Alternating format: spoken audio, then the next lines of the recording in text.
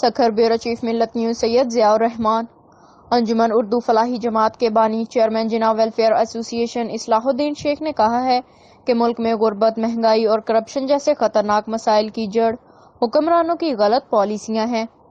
مہنگائی کے سونامی نے غریب عوام کی زندگی اجیرن بنا رکھی ہے۔ موجودہ حکومت ملک سے کرپشن اور غربت کے خاتمے کے لیے پالیسیاں بنانے میں مکمل طور پر ناکام ہو چکی ہے۔